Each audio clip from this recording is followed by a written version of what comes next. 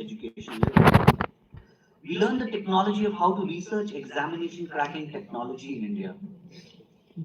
Who teaches or follows design and R&D with passion? So that design and R&D thing is something which has got subjugated to a lower level. But we need to understand that by cracking examinations alone, we will not be able to propel the country forward. We need to crack exams, of course. We need to do a lot of education, but post that education, we need to just put this talent pool in the right places. So I would like to make this a bit interactive for like 1 or 2 minutes and understand that how many of you had the aim of cracking the IIT exam? Or you all of you landed up here accidentally? Only these many. So rest were any but they reached here. Just joking. Okay. So a lot of you had this aim. What is the next aim? Is what I would like to understand. Maybe a few people can tell me what are your aspirations after you complete the engineering.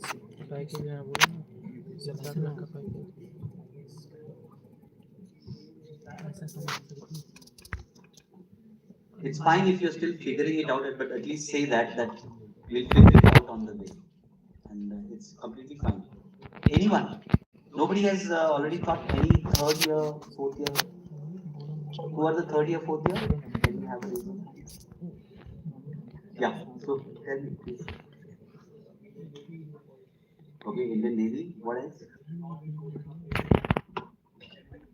Okay, that's nice. But I want to understand your knowledge of this capability that we lack as a nation. Seat at the UN Security Council in terms of technology, right? It cannot be arts and commerce. What are those two technologies? I mean, at the Indian Institute of Technology, people ought to do that. And is anyone even thinking that I'll go and work there in that domain? What is that critical technology which will make us a superpower overnight if we get it? And where in the country is that thing being made? Of course, it's not AI. Nuclear? We are already a nuclear power. Don't say semiconductors.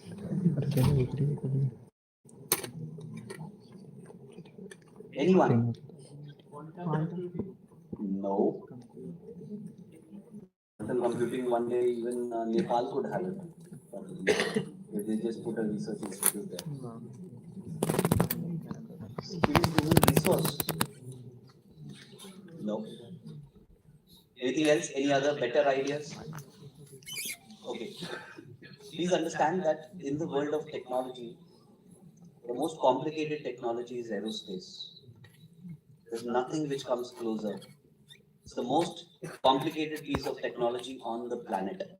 And in that also, in certain domains, space technology is more superior.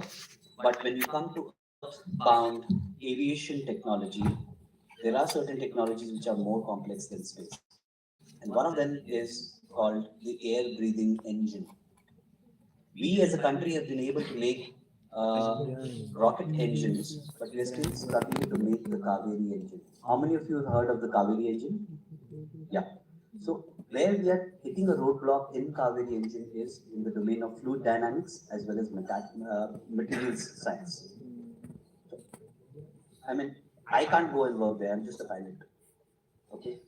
It is engineers who have got the gift of creativity from this institute that have to decide that, okay, I'll go and take on that.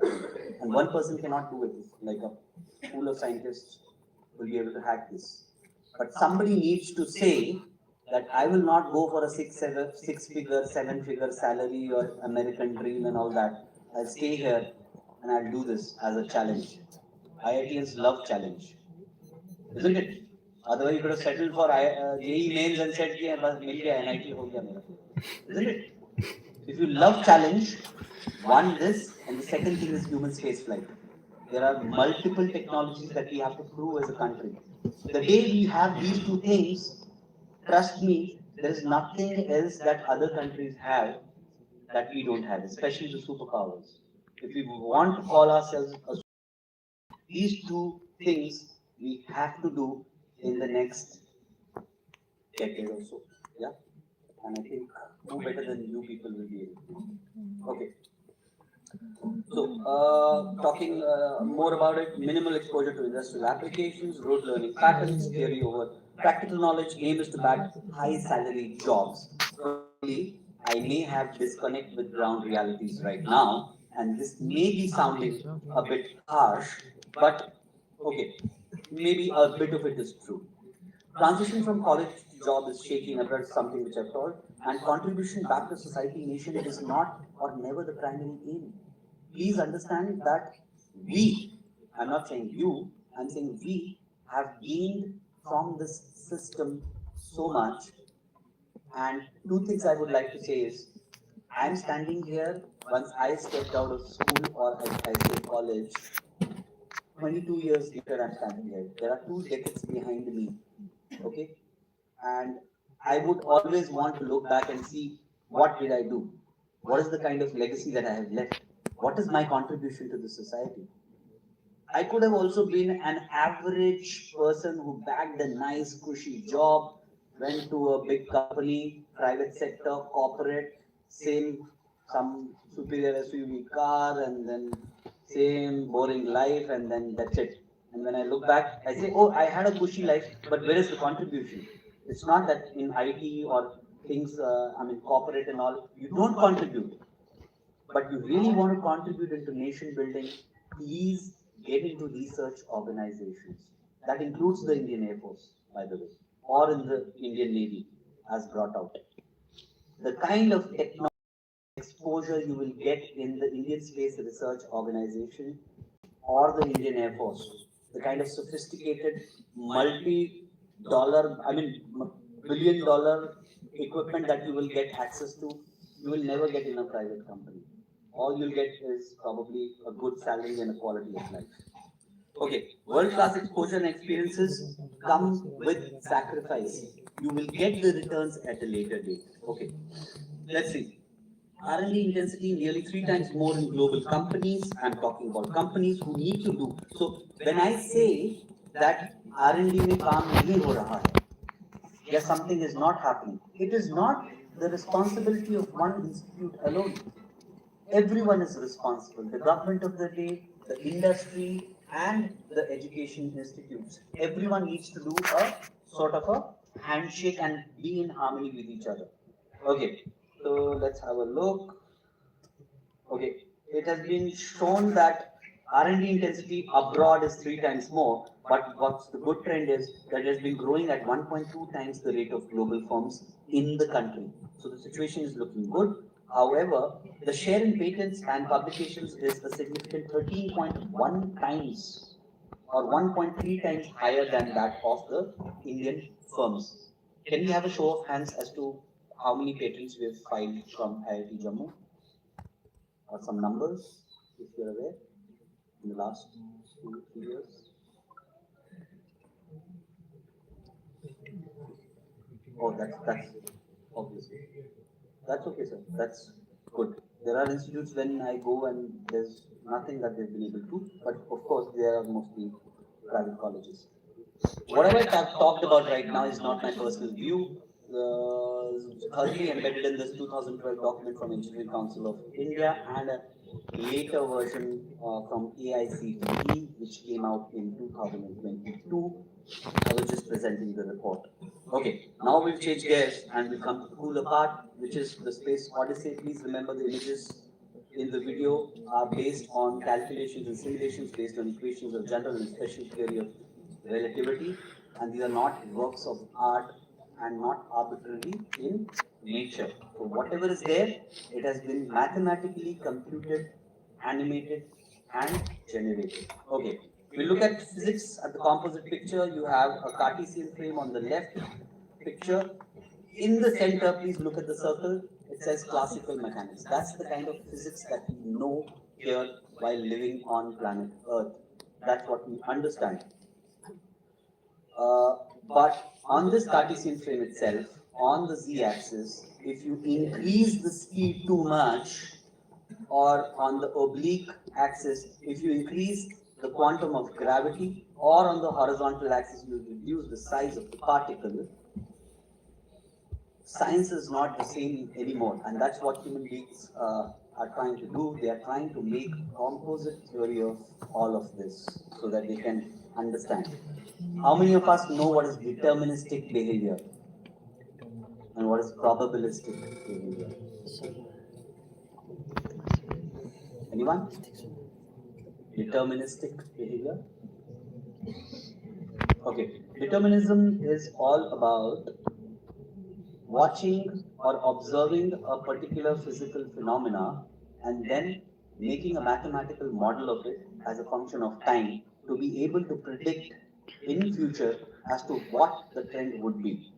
In classical mechanics, we have the concept of determinism.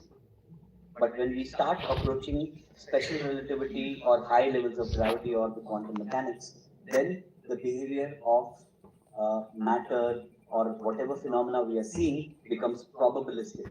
Okay? Okay, who is this guy? Flash. So he's the one who's representing that special relativity thing. Gravity thing is looked after by our gentleman here called the black hole. And here we have Ant-Man. So he's working in the quantum. So whatever I'm talking is not unreal stuff. There are guys actually in that domain who are already showing you. See, okay. So let's see how it all started. Of course, the Big Bang. Okay, but when I zoom in into the Big Bang, look at this. What happened at the beginning of the Big Bang? In 1 millionth of a trillionth of a trillionth of a second after the Big Bang, this much. 1 millionth of a second, this much, and then 350,000 years after, that much. So it's not really direct. It's not a direct correlation. Okay. I'll come to that. How many of us know what is a red shift and a blue shift in astronomy? So a red shift is something when a heavenly body is coming towards you, you see a red shift in the light uh, that is observed. And if it is going away from, no, if it's coming towards you, it's a blue shift. And if it's going away from you, it's a red shift. Okay. We'll see the phenomena of gravitational lensing. So suppose there is a light source which is there in the background, the top one, and a stellar system with one single star and one more planet is going to cross in front of it. There will be lensing which will be seen as a phenomena. You see that? So first the planet will cross in front of that star, and then the other star will cross. So let's see what happens.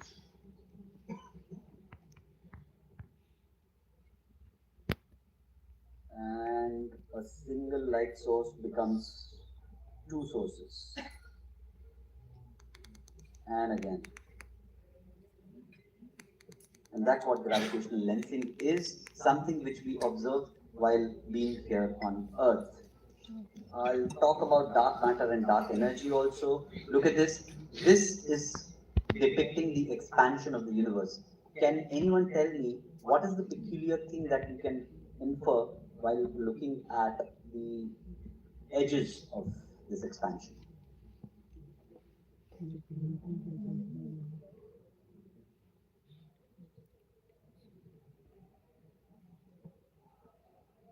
Come on, guys, we are at the IIT. It's not linear, that's all. So the expansion is continuing to increase, okay, exponentially. So, in fact, expansion of the universe is what is something which is known to mankind as being faster than the speed of light, almost being twice. Okay. We'll also see the same lensing effect being produced not by the gravity of observed heavenly bodies, but dark matter which is sitting in between the light source and us through this video, which confirms the presence of dark matter.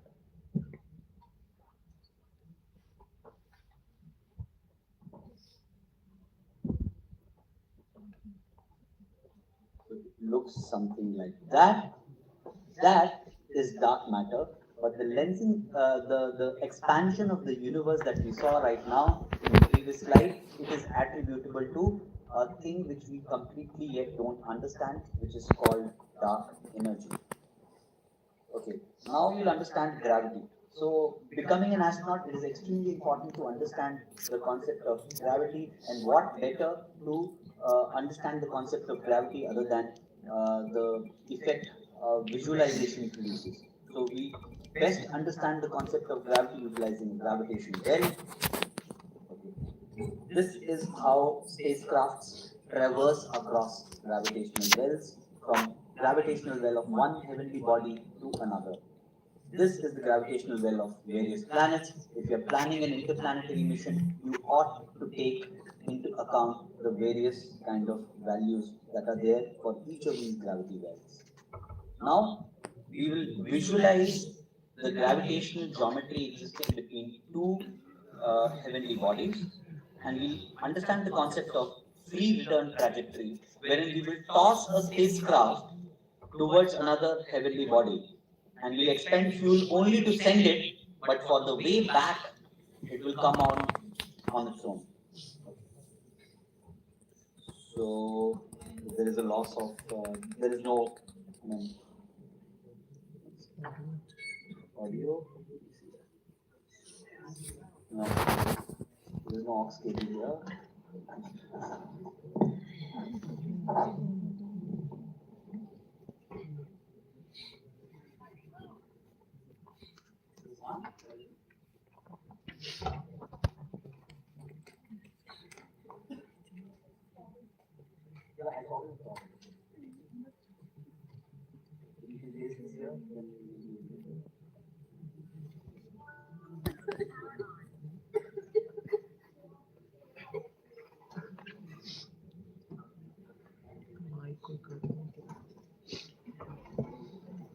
Mic को सही रख देते ये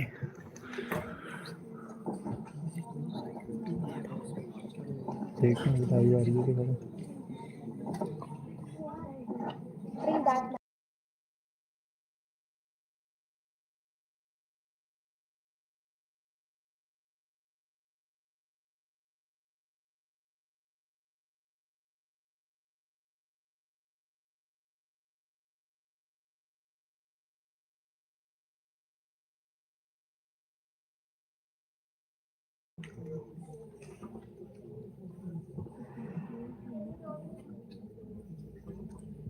Hello, can you turn this mic on?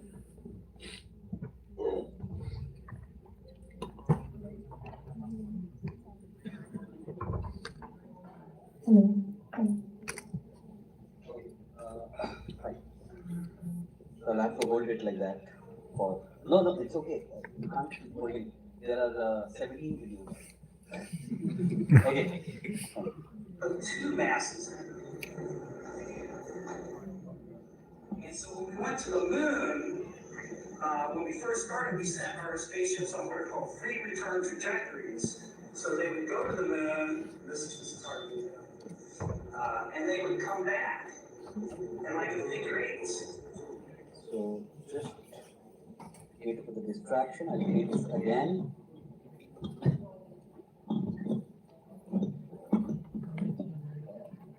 Yeah. Two masses. And so when we went to the moon, when we first started, we sent our spaceships on what are called free return trajectories. So they would go to the moon, this is and they would come back in like a figure eight. Okay, that's what it is. Now that is the first question that is coming up. What is there in the emptiness of space? That's the blank screen which is depicting space. What is there in the emptiness of space? It's a record. Till date, nobody has been able to answer.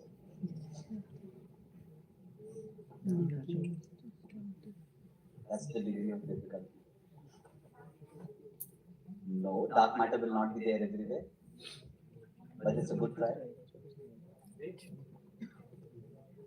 Emptiness. What is there in the emptiness of space? Emptiness. लगा दो तुक्का Yeah. Vacuum? No.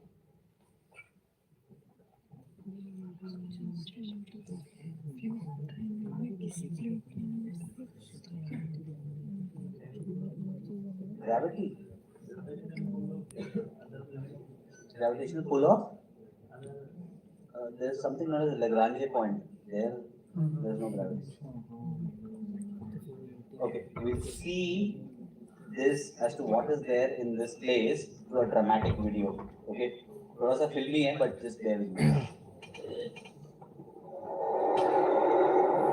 Like a distorted fabric, woven with space and time, the mesh of the universe curves and bends. It is in constant evolution. Along these geometric turmoils drift rays of light, revealing the invisible, space-time. So it's a hypothetical concept called space-time, fabric of space-time. But it's very essential to understand the concept of gravity and time dilation. Okay, and it is omnipresent anywhere in space. And this picture also explains the same. Look at how a star walks the fabric of space-time. Why we are calling it fabric is because a fabric can stretch as well as contract back. And in case of a black hole, look at how steeply the same contraction is being done because of very high levels of gravity. Okay. We'll see one more video on understanding of space-time which will make us better.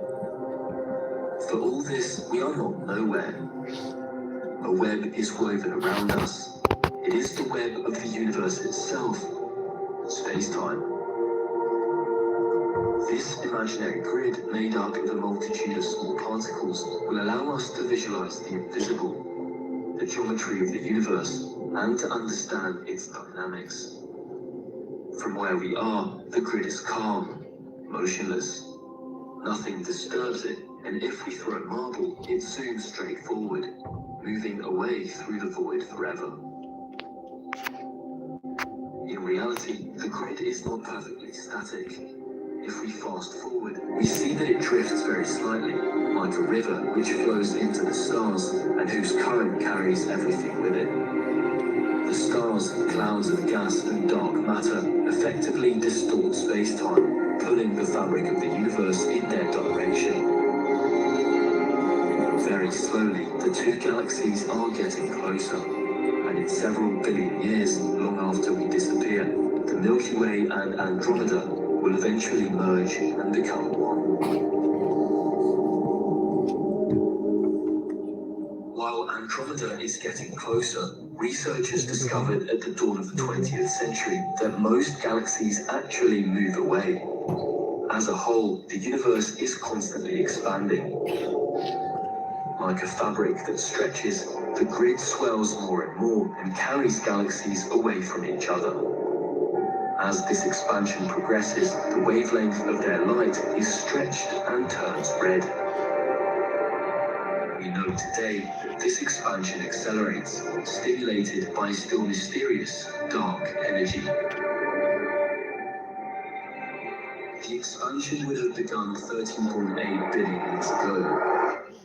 Extremely compressed, containing only a mush of fluctuating energy, the universe would have distended suddenly to reach astronomical dimensions in a fraction of a second. This is the Big Bang. What was there before that, no one really knows. Tiny fluctuations becoming gigantic with attractive matter, condensing it into filaments, halos, then galaxies and stars.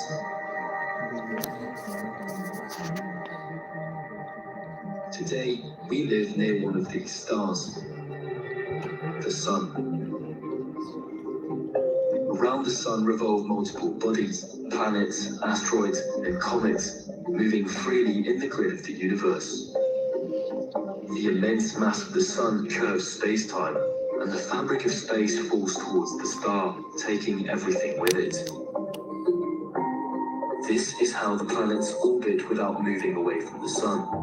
They move straight forward, but the current continuously pulls them back. I hope everyone was able to hear the audio. Yeah. Okay. Can we have the lights? These lights off. Yeah.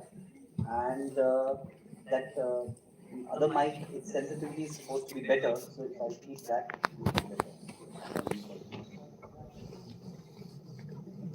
It's unfortunate, but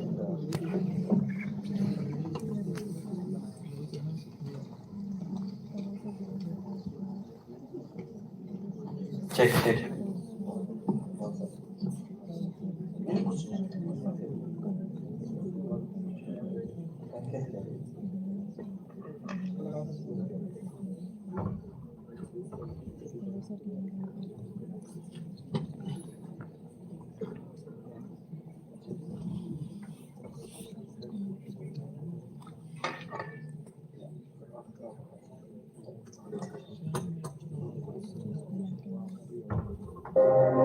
Okay.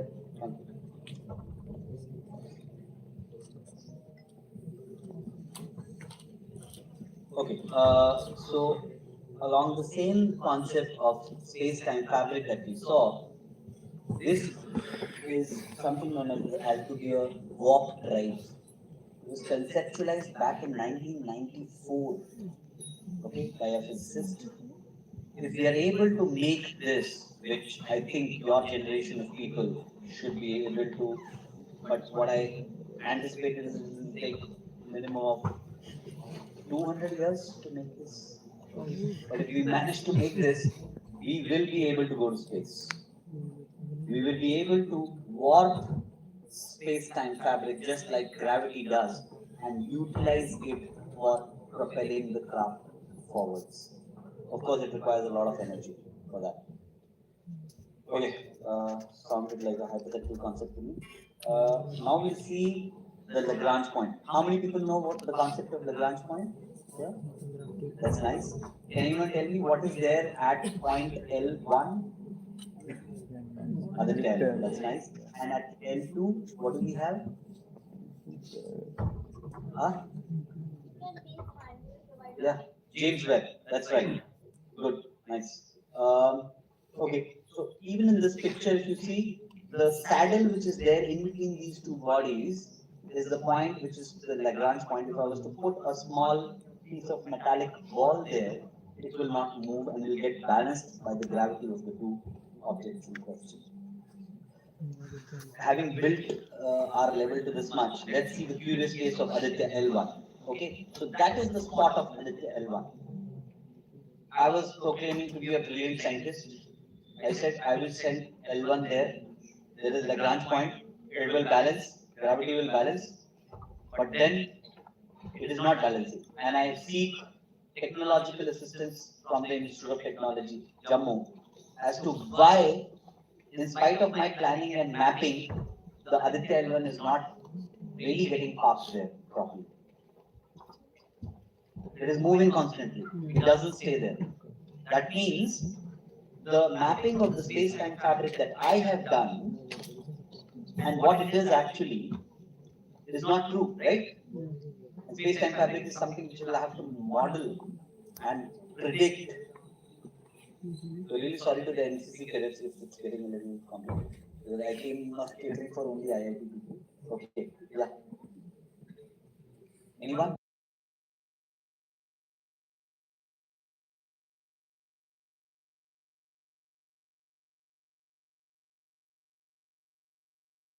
Planets on this arrangement. Does the Earth go round the Sun or the Sun goes round the Earth or neither of the above? Huh? Sun goes around the start हो Earth. गया Huh? Earth goes around the Sun. That is correct. Both go around. Both.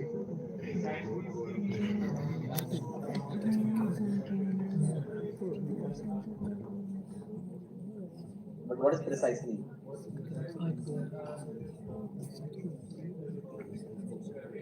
Absolutely right. There's a gravitational center defined as barycenter. Both the objects go around that. And here is a figure. If you see there's a black circle in center, that's the surface of the Sun.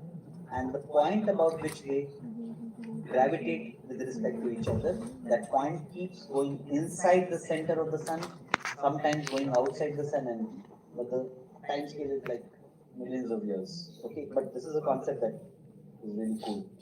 Now we see a gravitational neighborhood slide. It says you are here. It is not you are here. We are here. But what is this? I only got this answer right in 3 places out of the 100 places that I've spoken. Yes, absolutely. Big round of applause for this gentleman. He's actually answering all the questions. So the name of the supercluster is Laniakea. Okay, the galaxy Laniakea. supercluster that also includes the Milky Way. Okay, so this is our supercluster. Supercluster is basically a cluster of various galaxies. That's the Milky Way. That is the great attractor, and the arrangement of gravitational setup in the supercluster is making the Milky Way get towards the great attractor. And one day, as we saw in the video also, the Andromeda galaxy will go and collide with the Milky Way. Fortunately, none of us will be there to see that because it's, I think, million or billion years away. And we have a galactic neighborhood map which has been built by a university. Okay, is a small let's have blue it. planet. The third rock from the star called the Sun, just one of billions of stars in a spiral galaxy known as the Milky Way. But where in the universe is the Milky Way? Can we please increase the volume? A team of scientists gathered data on more than 8,000 of the galaxies that surround us. They mapped each galaxy's position and movement in space. And, for the first time, they've shown that the Milky Way is part of a much larger system of galaxies, a supercluster that they have named Laniakea. The Milky Way is nested in the furthest reaches of the structure, on the outskirts.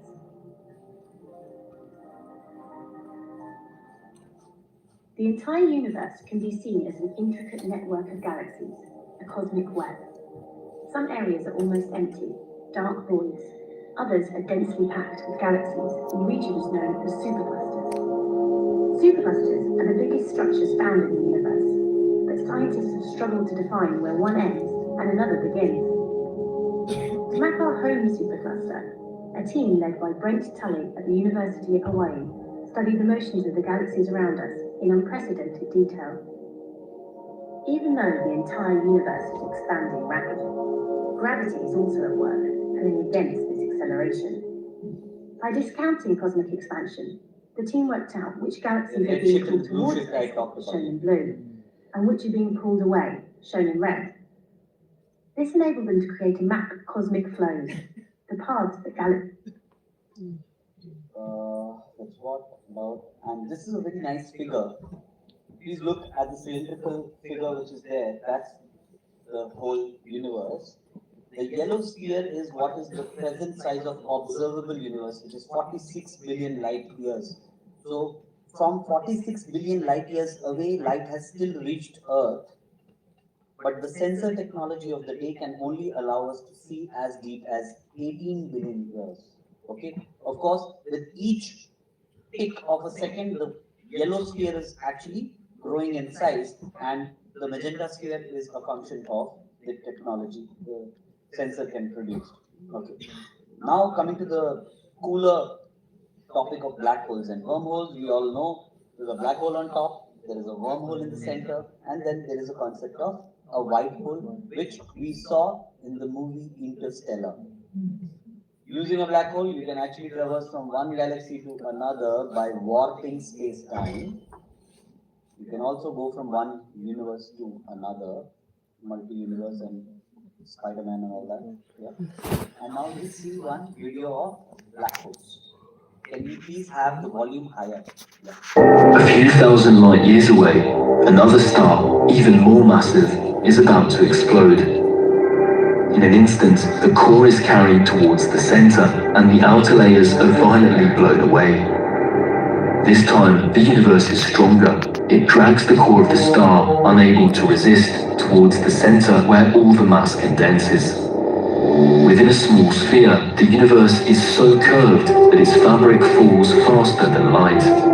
Nothing can escape this hellish dreadnought. Everything is carried downwards. It is impossible to stay still or even send a signal outwards. It's a black hole. In the universe, some black holes are born near another star, and they capture its matter in the form of a very high-temperature plasma. Entering an orbit around the black hole, the plasma forms an accretion disk which loses energy and spirals towards the horizon.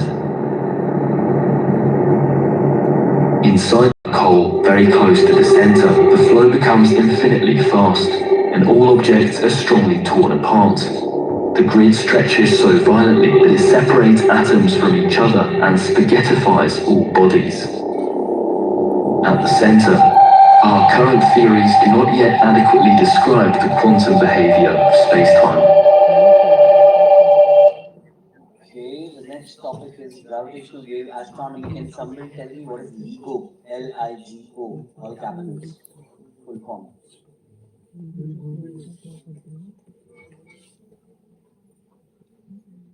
Something to do with gravitational wave astronomy.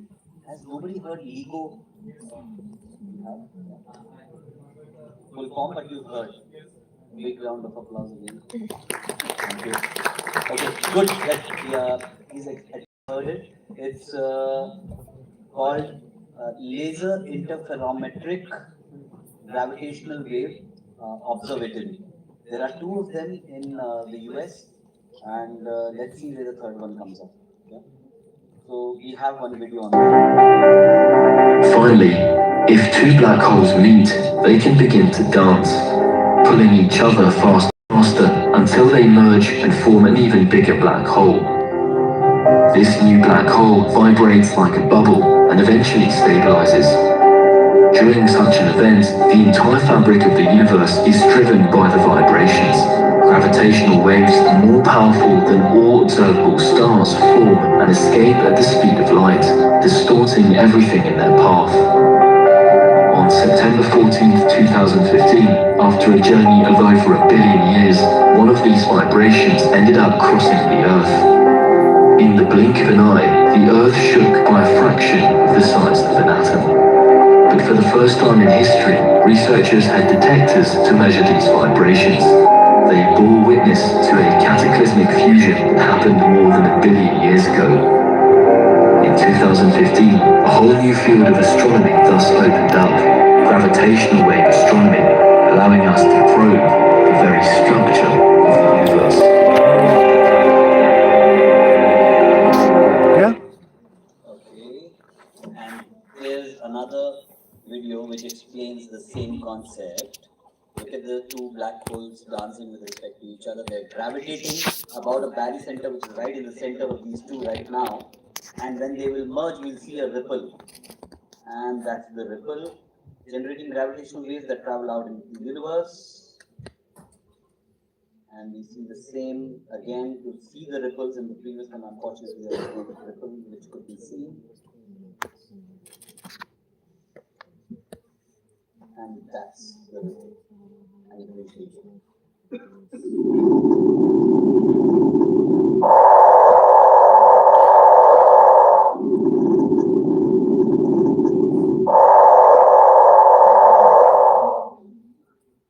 And we see it is another animation in which we see the two gravitational warp.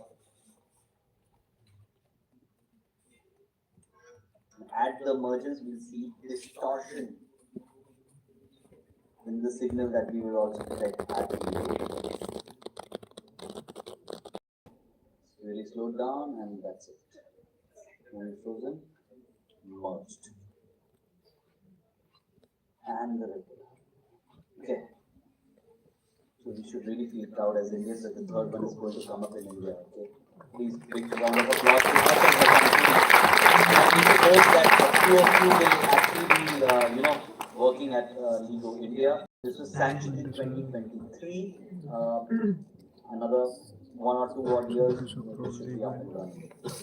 Let's see little cool facts about the black hole. Escape velocity for the black hole at the event horizon is equal to the speed of light, and inside is more than the speed of light, so basically light cannot escape. Dimension of time and space swap their places inside a black hole. That's really non-intuitive. And a black hole eventually dies due to a phenomenon called as Hawking radiation. Now, to finish this portion of the Space Odyssey, I have one last video which talks about an experiment which was conducted to observe two black holes, one sitting at the center of our galaxy, which is called Sagittarius Alpha, and there's another one which is 1,000 times even bigger than the supermassive black hole at the center of our galaxy, which is called M87. Sitting here on Earth, because of the kind of technology you people make as creators, as engineers, as scientists, we have been able to achieve this, okay, on the basis of system engineering. So we should actually feel really proud as a human race also to have been able to do this. So through this video, I would want you to appreciate the scale of the universe and how we use the measure of speed of light for measuring distances. It's 10,000 kilometers each square right now.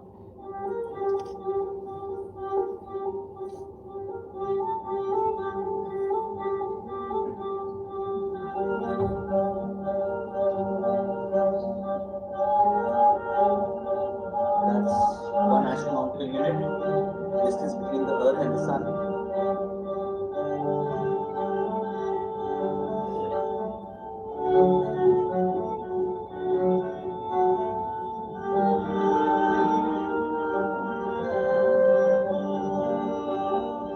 That's the whole of the solar system that you will see as a dot.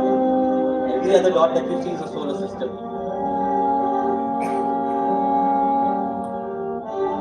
Now we are going towards the center of the galaxy.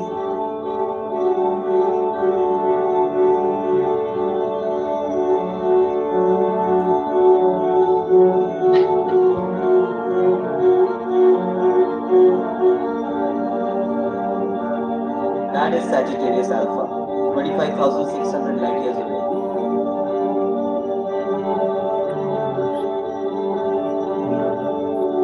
And now we zoom out and we will go towards M87, which is a different galaxy. We continue to zoom out to the point that our galaxy will become a dot, and every other dot that you see is another galaxy.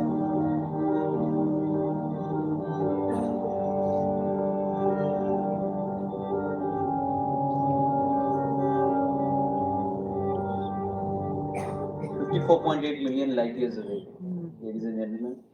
Really, I mean, we should put our hands together for the scientists who have been able to achieve this feat. It's a kind of mathematics. Okay, lastly, we close the session utilizing a question. Once again, I'm feeling that probably you people are not very comfortable with the kind of questions I'm asking, but I will still ask it.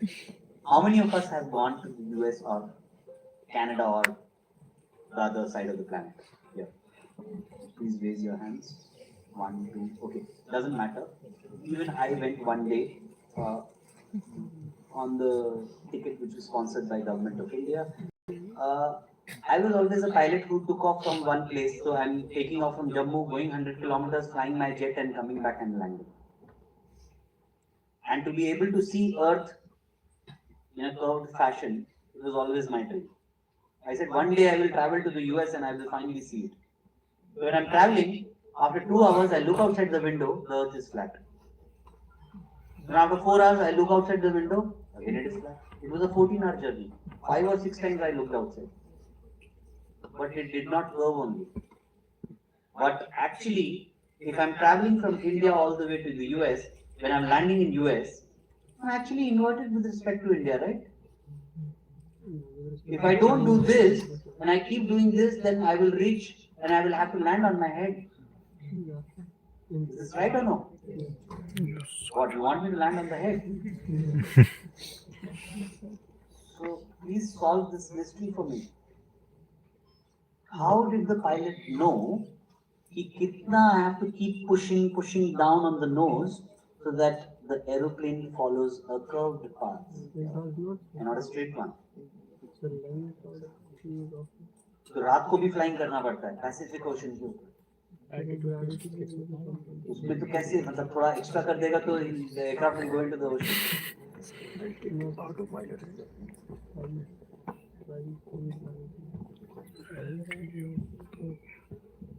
NC Air Wing is here, bhai.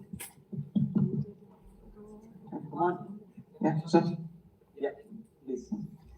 So just Please to tell your guess name that- first. Yeah. Yeah, just to guess that actually No, aeroplanes. what is your name, sir? Vivek. Vivek. Okay. Yeah, I'm from 4th year. Yeah. An educated guess is all I'm looking for, of course.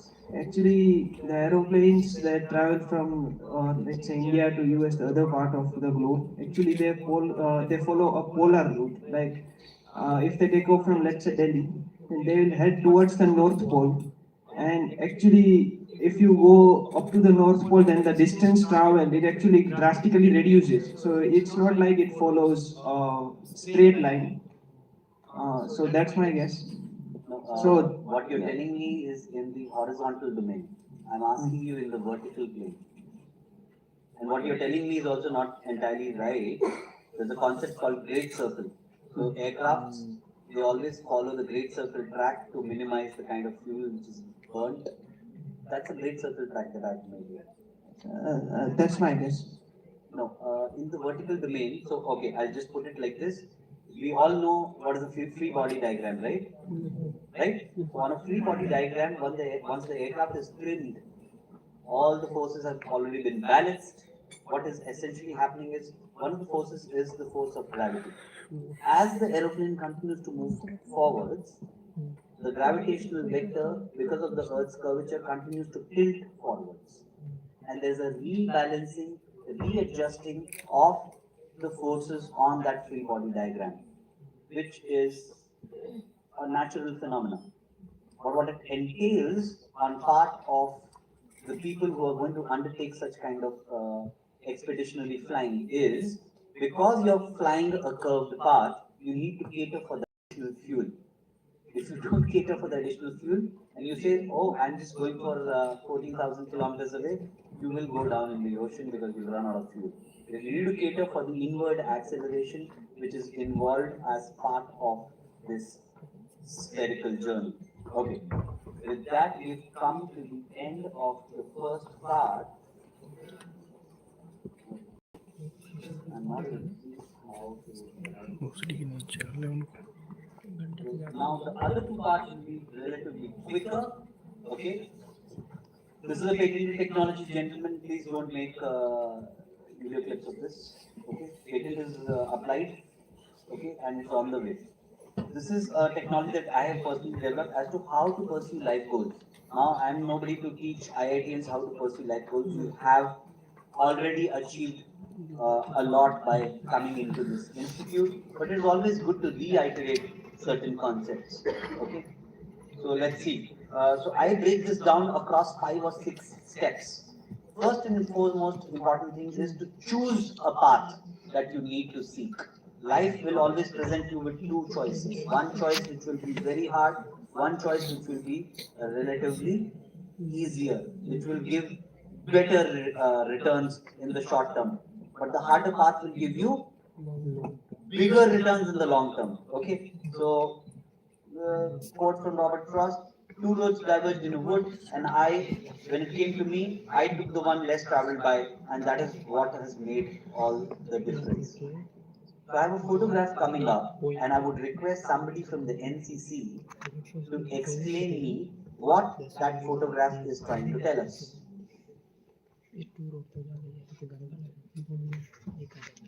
Can someone from the NCC tell me what is this and what is it trying to teach us? You can give the mic to one of the cadets. The girl cadets.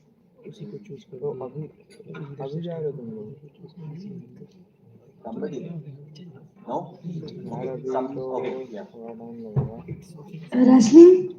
Wrestling? That's nice. and somebody from IIT. We know this is from which movie, right? आ जाता है So somebody from IIT can maybe tell us. Somebody from one of the students of IIT. What is this photograph teaching us? Yeah, you figure it out. Huh? No, no. The question is not in which movie. What is the scene trying to teach us? Huh? Choosing the opponent or making choices in life. She had a choice to choose 3 cartoons, but she chose a Superman to fight with. So first of all, big round of applause for her courage. You know, this is what is life.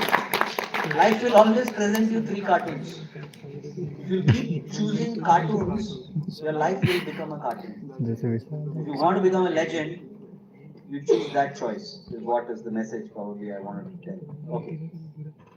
Next thing is, आपने ये कर दिया. You chose that guy कि अब मैं उससे जा करके I'm going to fight. Next thing is to believe that you are no different than anybody else.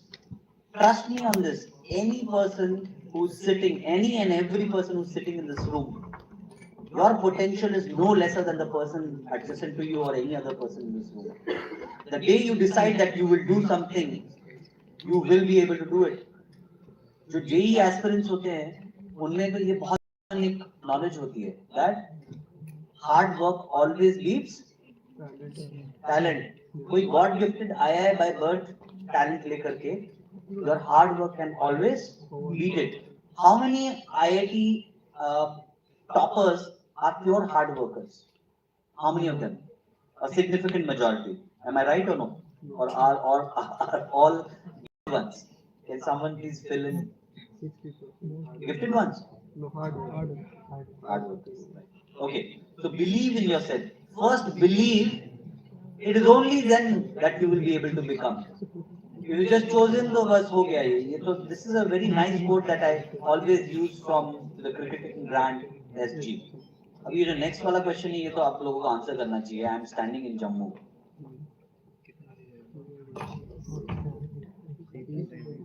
Yeah? Sheetal Devi, that's nice. Sheetal Devi. So she is a para archer from Kishtwar in JNK and she has a message to tell us. मुझसे नहीं हो पाएगा। तब का सही से निशाना लग रहा था, लेकिन मेरा नहीं। बहुत बुरा लगता था। तब दीदी ने बोला, कुछ सर की ट्रेनिंग पे ध्यान दे, मेहनत कर। दीदी अभी शुरुआत हुई, तू भी कर सकती है।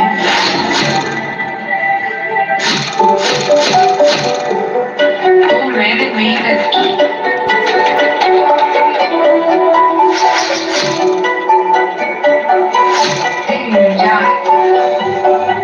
बहुत सारी मेहनत।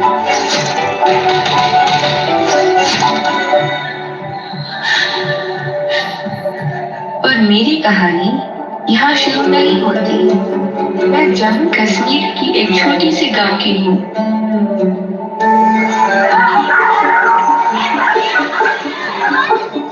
मेरे पापा दिन भर खेती करते हैं और मम्मा बकरी संभालती है।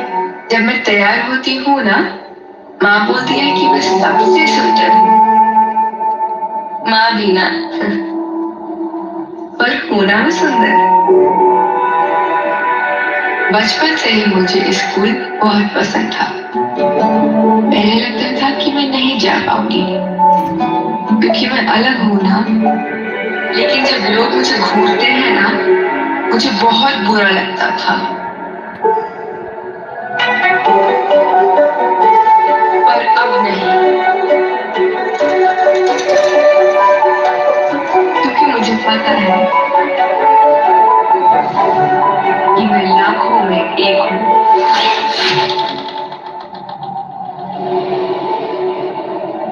इसमें कोई कमी नहीं होती, बस थोड़ी मेहनत की जरूरत होती है। That's a brilliant message. I mean, a lot of us will always feel कि hey, I am not that physical training type. मेरे से push up नहीं होता. I am not an early riser. मैं तो 9 बजे ही उठता हूँ. You take pride in that. Yeah, and I was never an early riser. You're tagging yourself with, wrong things. You say, मैं तो बचपन से ही मैथ्स में खराब था. मतलब मेहनत वाली चीजों से हम लोग भाग करके अपने आप को टैग करके सेल्फ वो कर लेते हैं. But look at what she has done, and let's see a little more of her. In 2025, while competing against 60 normal and able-bodied archers, she stood third nationally, creating history. Okay. Till date, no Indian para-athlete has yet qualified for an able-bodied international event, which she has done. She will now compete with normal archers, representing India as a normal, able-bodied archer in the normal category. She has become equal to the normal by birth persons. We don't have an option to even crib. Such an inspiration for both specially abled and able-bodied persons, which is there in the applause. First time I didn't have to tell you to big round of applause. Baki aur sare jo the probably faked. She is an amazing archer. She debuted at such a young age, only 17 years old. Silver medalist at last year's World Championships at the age of 16. Oh, what a start! Kushlinchika Devi.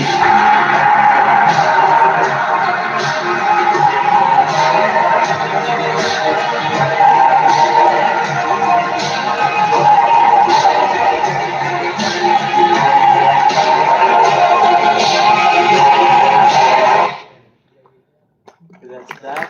And the message we have is no one is any less than anyone else. Something which I talked about. There's the book, there's the award. Okay, you've believed in yourself. Now making the start is something which is very, very important. And the moment you will make the start, it's science. When you make the start, you will realize you decided today onwards I was always a weak person in doing push-ups, but now I will do 25 push-ups. You go hit the gym, you see you're struggling to do even one. Next day you go, you again start, you can barely manage 1.5. This is a sign that you've made the start and you know where you stand. It will always happen, whether it is in investment, whether it is in learning academics, whether it is in physical training. Always like that. So please make the start. And there is a visual I have to explain what most of all of us, including me, I'm not God, I have been able to achieve certain things, but there will still be a lot of projects in which probably I will also do this.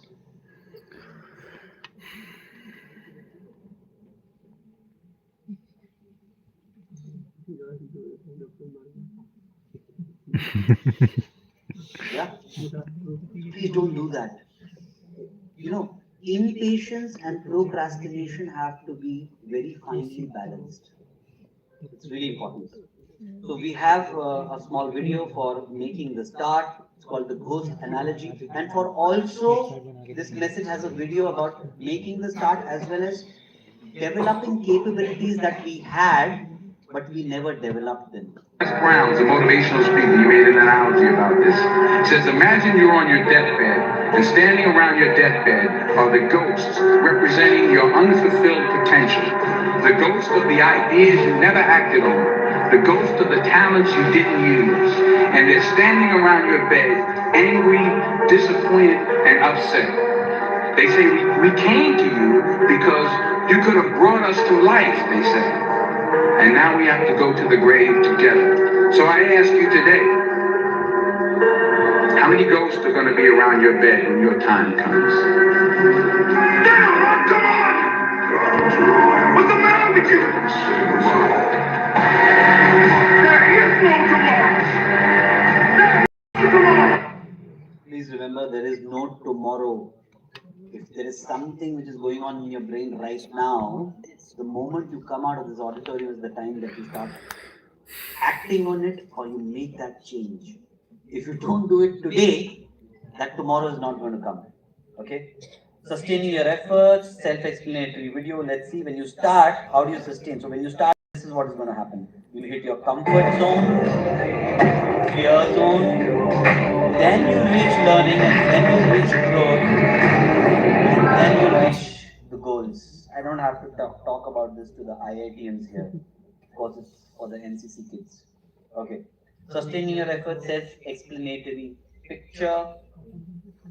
Sustaining your efforts, self-explanatory picture. Discipline is not about perfection, it's about imperfection, but continuing. You will never be 100%. Future belongs to the people who can adapt, and not those who make rigid plans and stop when that rigid plan fails to work. Ugly action beats perfection, self-explanatory. No one can be 100%. No one. You can see a pattern, the sine curve. Life is all about ups and downs, but just continue towards the target. Another video which explains that life with ups and downs takes you further and faster than a monotonous and linear life.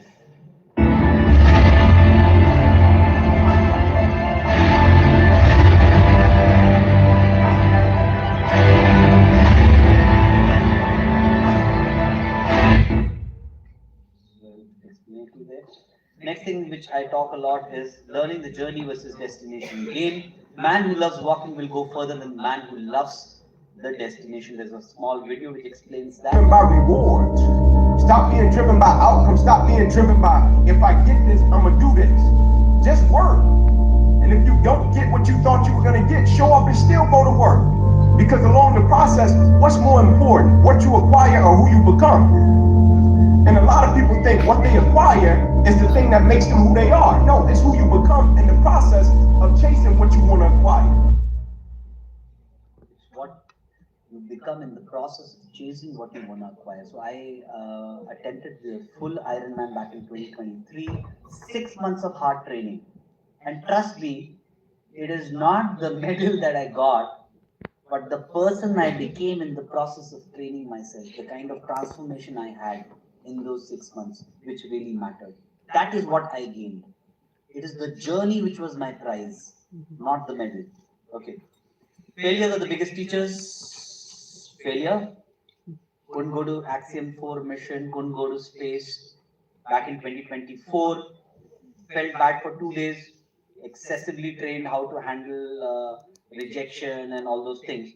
Felt bad for 2 days, third day I was back to normal. But please remember, failures are the biggest teachers in our life. If you are facing a particular failure or a setback, please remember that is the biggest opportunity life is presenting to you to make significant changes in your life, which you otherwise would never ever have done on your own. It's like a test. Please respect failures in your life and make modifications. Don't stop because of failures. How much you learn. So it's not only me who says that, the internet also says that that's how much you learn from mistakes. And I come back to the same thing, that he who can listen to the music in the midst of noise can achieve great. It's not always failures alone which will stop you, but circumstances. You can always say, oh, but that person doesn't like me, oh, this thing is not going to work out. Please don't do that. I said, if the odds are 1 out of 10, still go for it. Okay. Dare to dream and don't be afraid to fail. So there's a message that Dr. APJ Abdul Kalam has for us in the next video. 23 follow. 1 second. Okay. 23 follow. I had a dream that I will become a pilot. Okay, I will become a pilot. So I studied aeronautic engineering. I went to Air Force for pilot. Okay, they did not select. Okay, out of 10 fellow, I was a 10th fellow, a selected fellow. 9 seats only they had. I lost it. Okay, but when I became the president, I became the supreme commander. I told the chief. Chief of the aircraft, I want to learn flying. He said, I'm going to give you training. He trained me for 6 months. Then I flew as you tell. Message is dream Repeat with me, dream transforms into thoughts, result into action. Action. So this is, of course, again, legendary person there. Failures are the biggest teachers. Every failure is a lesson. If you are not willing to fail, you are actually not ready to succeed. Don't think hypothetical stuff कि निकले बस जीतते ही रहेंगे, सब कुछ एकदम अच्छा होता रहेगा, rosy life. That's not how real life is. Try and in fact go and achieve failure, because failure will teach you things. You have to achieve failure, you have to take that far. No one actually wants to go that far, because a lot of us are not able to recover from failures. It's scary, okay? But that's where success lies beyond that point.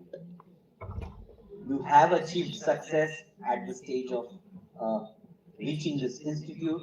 There will be a lot of more hurdles that you're going to face in life. Okay? A man is great not because he hasn't failed. A man is great because failure hasn't stopped him. Your wound is the place where the light enters you. Doesn't mean you just go and jump from first floor after this. Summarizing, choose hard, believe you can, you will, start, sustain, journey is more important. Work, fail, work again, sweat, fail, work again, bleed, fail, work again, partially fail, work again, taste success finally. This is the mantra. Ask anybody. Be continuous, fall, get up, start walking again, wipe your tears, repeat, be at it. The success which you will achieve after this will in fact taste much better than any other success, because you would have earned it through your blood, sweat and tears. No shortcuts, only hard work plus smart work. So that's the chaser protocol. Choose a path, have faith, act, sustain, journey versus destination, rise after failures, embrace failures. Be a chaser and not a quitter. Okay? Just because I'm at the Institute of Technology, I made a formula version also.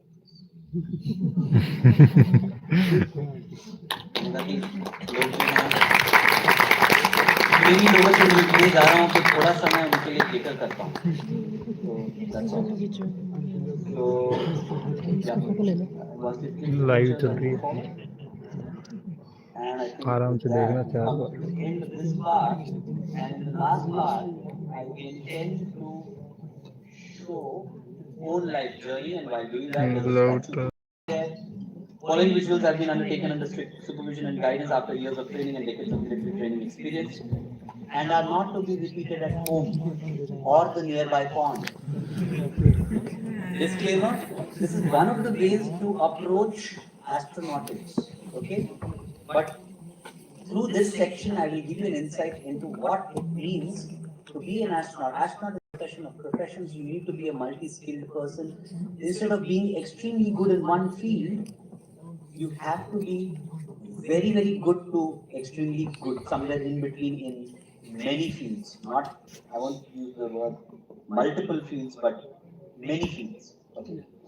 Love and commitment to academics, performed exceedingly well at the National Defense Academy as well as the Air Force Academy, finishing third in merit. I still do a lot of research work. This is a MATLAB Simulink model. I have built over 2.5 years of research which talks about manned space re-entry vehicle coming all the way back from space and how to integrate and stabilize it utilizing controls. Got an opportunity to present this work at the Global Space Exploration Conference last year, which was participated by 38 countries across the world. It happened at New Delhi. I, in my free time, do a lot of extreme environment training across air, land, and water, catering for the ultimate extreme environment, which is called space. Towards that, I participated in the Ironman in 2023. And there's a short video which explains how difficult the swim portion was on that day. When I prepare for coming to Philippines, I prepare for all of the heat. You know, Philippines is famous for the heat. And then yesterday is like, the swim is like a washing machine. For the first lap, I said, oh my God, it's so tough, it's going to be a long day. These are visuals from the actual day.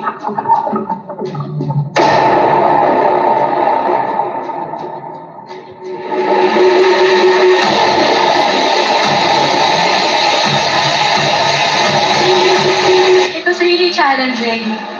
The swim was one of the toughest swims that I've ever done.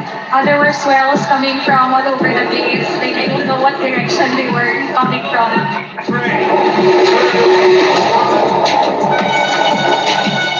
All our athletes travel safe, race fair, and a great day at the IIT 70.3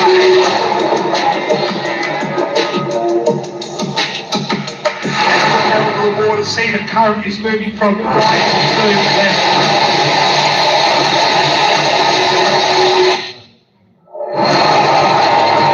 In the swim, I was expecting that the waves would be there in the initial part only, but to my surprise, the sea further close to the end of 750 meters was very shallow, and there were very strong waves at the turn point. And all the swimmers, they were struggling. We were just going helter skelter. As these remarkable individuals are about to embark. For an ultra marathoner, most of the times I manage in my age category at least to come in the top 5 to 10 guys.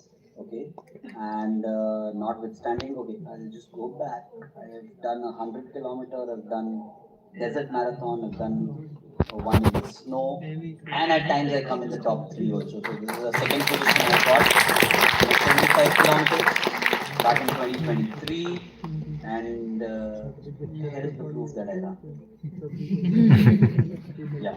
So in this particular video, show, look at the vest that I'm wearing. It's a 10 kg added weight that I add to increase the degree of my difficulty. And I do running in the snow because it's an extreme environment which is akin to producing the kind of psychophysical effects in my brain which I am going to see in space. So it really prepares my brain. The kind of learning which is there in such extreme environments cannot be achieved while sitting. Yeah? This is in Russia.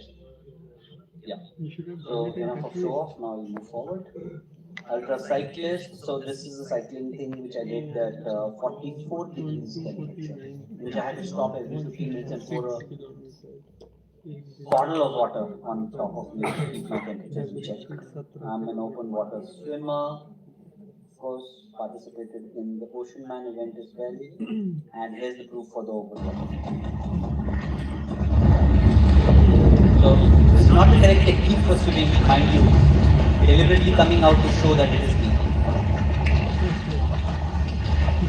Yeah, this is somewhere in Kerala last year, and I'm interested in boat diving.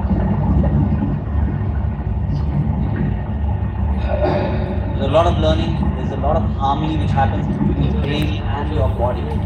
This in fact is one of the tests that you need to pass if you want to become an astronaut. So we'll see the same thing from a head cam view.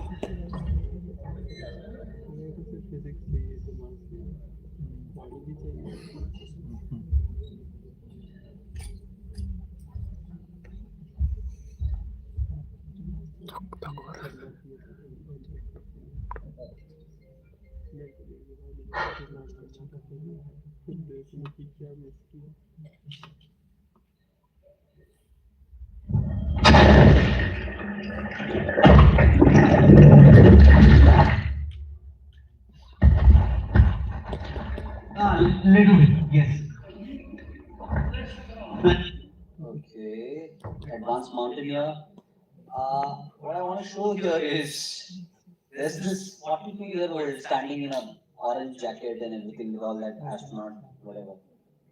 I didn't reach this place by my position of being an astronaut. I earned it.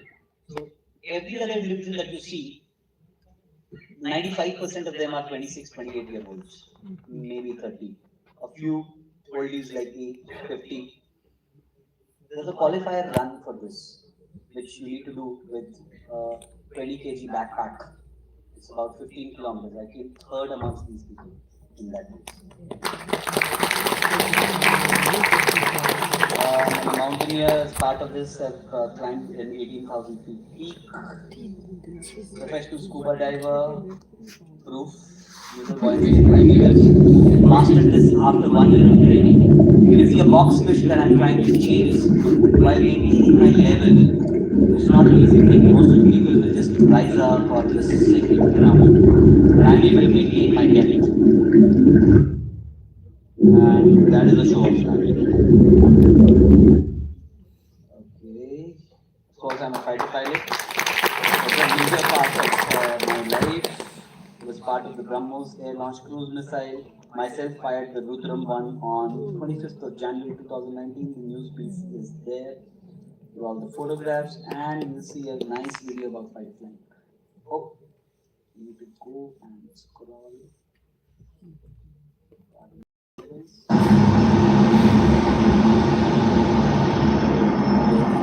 I am in the aircraft which is making the video, and I am the one who's flying. Vertically up like that.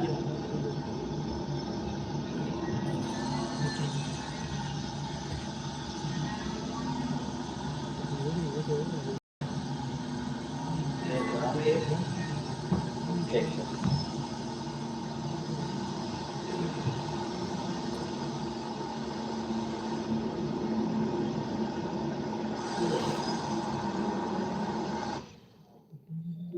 That is an air-to-air refueling video. I did this last in the year 2013. I have a record that I never missed a single contact in my life, whether I was doing it on another Sukhoi or on the IL-76. 10 years later, when I try to do it on a simulator, it takes me 16 attempts to get it right. It's actually that difficult. So this is one which I've done on the simulator. Let's have a look. I'm actually supposed to approach this basket from 4 o'clock position. You can also see a lot of green, which is the head-up display of the Sukhoi. Please don't make a video of this.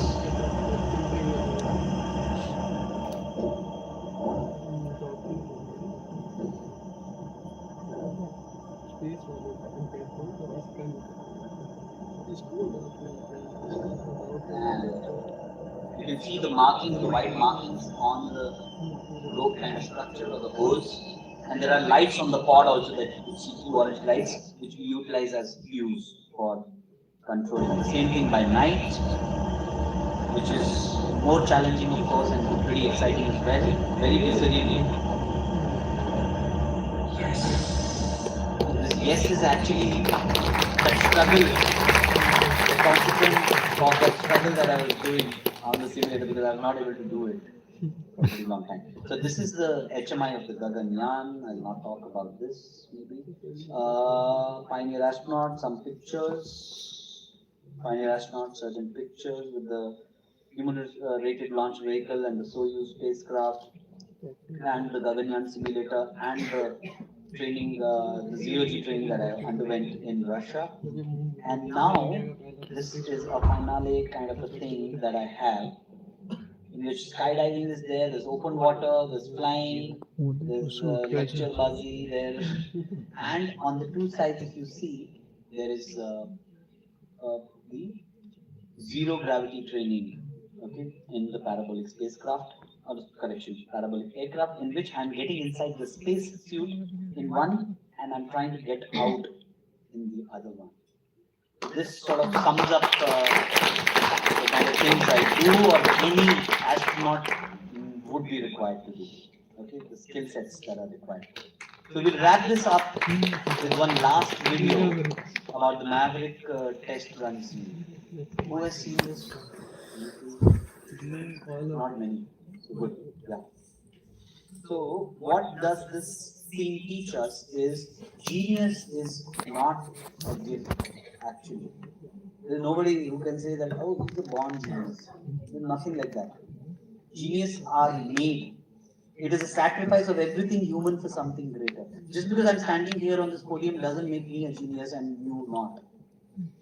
There are multiple ways in which I am also not a genius. There are multiple things in life for which I will not sacrifice. I will also live my normal life.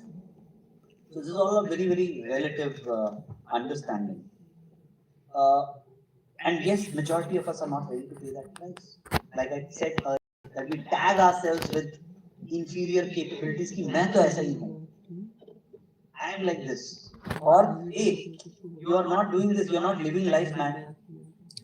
So don't do that, okay? If you want to do great stuff, you cannot live the average life.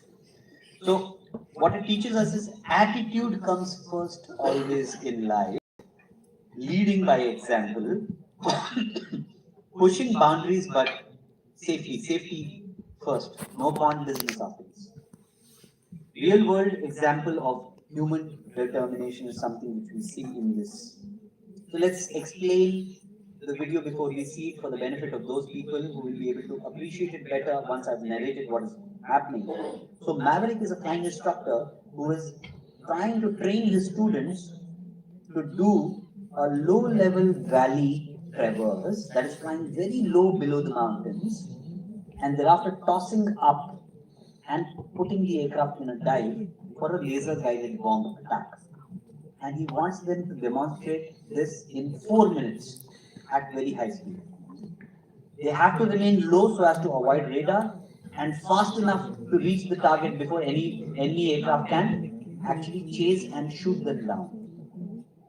Unfortunately, none of them is able to fly it in 4 minutes, but in order to prove that it is doable, he attempts to demonstrate it in 2 minutes 15 seconds instead. Time to vertical impact with ground at extremely low altitude hugging the earth is 0.5 seconds. I have once flown as a flight lieutenant at 50 meters above ground, which from ground looks very high, but when you are in a fighter aircraft, it will just take me a push on the control column by this much to go into ground. Could you appreciate how much I pushed? It is only that much. And again, the decision error in initiating a turn to avoid horizontal impact with the hill ahead is also 0.5 seconds. Because a fighter, if I decide now that I will turn right, it will go still further ahead by 3 to 4 kilometers before it completes the turn. That's basic physics. More than 6 G's sustenance in a fighter is very uncomfortable. More than 7 G is like extremely uncomfortable. There is graying of vision followed by complete loss of vision, which is called as blackout. You feel your immovable skull joints. You come to know when you pull that G, you realize, oh, my skull was not a single piece. It's actually in multiple pieces. And your heart rate shoots up to 210 plus like that the moment you start pulling. The heart goes to 210 plus to ensure that the blood supply is there to the brain. Are you aerospace? Okay, an enthusiast, that's good. That's nice. Yeah. And in this, he has to maintain laser beam aimed on at the target while sustaining the 7G plus condition which is required to. So you release the bomb, and when you're pulling off, you have to keep the laser aimed. So laser is coming from the aircraft to the target, and the bomb is smelling that laser and going towards the target. So in that 7G plus condition, you have to do that also. So we'll just see this video. Yeah. What else that?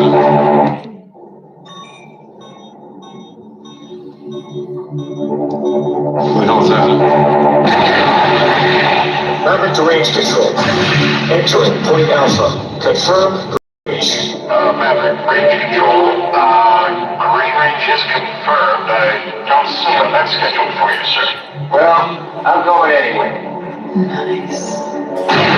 Second time to target, 2 minutes, 15 seconds. 2:15, that's impossible. Final attack point. Mavericks inbound.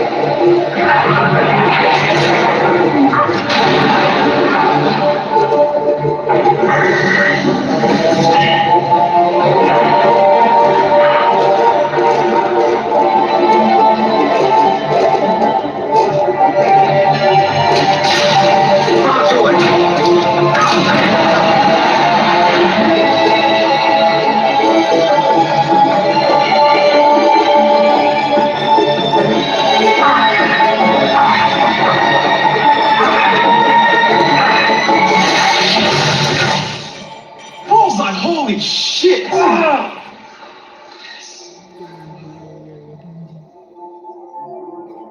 Damn.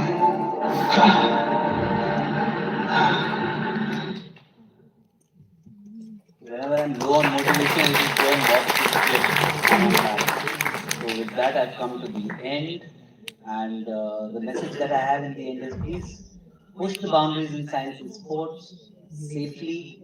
And you don't need to be an astronaut to be an astronaut. You can actually live your life like an astronaut all the time. Yeah. Thank you.